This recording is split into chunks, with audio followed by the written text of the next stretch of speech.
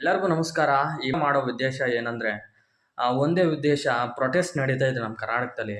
Protest ನಡೀಲಪ್ಪ, ಬೇಡ ಅನ್ನಲ್ಲ. ಈ ಡೆಮೋಕ್ರಸಿ ಕಂಟ್ರೀಲಿ ನೀವು ಪ್ರೊಟೆಸ್ಟ್ ಮಾಡ್ಬೋದು, ಆಯಿತಾ? ಪ್ರೊಟೆಸ್ಟ್ ಮಾಡಿ, ಆದರೆ ನೀವು ಪಬ್ಲಿಕ್ ಪ್ರಾಪರ್ಟೀಸ್ನ ಹಾಳು ಮಾಡಬೇಡಿ. ಒಂದು ಕಡೆ ನೋಡಿದೆ ನಾನು ಯೂಟ್ಯೂಬ್ನಲ್ಲಿ, ಬಸ್ಸಿಗೆ ಕಲ್ಲು ಹೊಡಿತಿದ್ದಾರೆ. ಬಸ್ಸು ಯಾರದು? ಪಬ್ಲಿಕ್ ತಾನೆ. ಪಬ್ಲಿಕ್ ಯಾರು? ನಾವೇ ತಾನೆ. ಅದಕ್ಕೆ ಸರ್ವಿಸ್ ಕೊಡ್ತಾ ಇರೋರು ಯಾರು?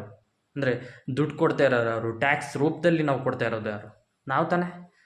ನಮ್ಮ ಪ್ರಾಪರ್ಟೀಸ್ನ ನಾವು ಹಾಳು ಮಾಡಬಾರ್ದು.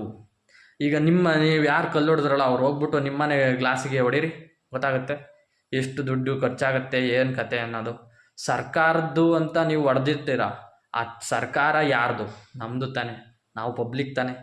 ದಯವಿಟ್ಟು ಯಾರೂ ಕೂಡ ಪಬ್ಲಿಕ್ ಪ್ರಾಪರ್ಟೀಸ್ನ ಹಾಳು ಮಾಡಬೇಡಿ ಮತ್ತು ಪ್ರೊಟೆಸ್ಟ್ ಮಾಡಿ, ಶಾಂತಿ ರೂಪದಲ್ಲಿ ಮಾಡಿ. ಅದು ಒಳ್ಳೆಯ ಪ್ರಜಾಪ್ರಭುತ್ವದ ಪ್ರೊಟೆಸ್ಟ್ ಅಂತ ಅನಿಸ್ಕೊಡುತ್ತೆ.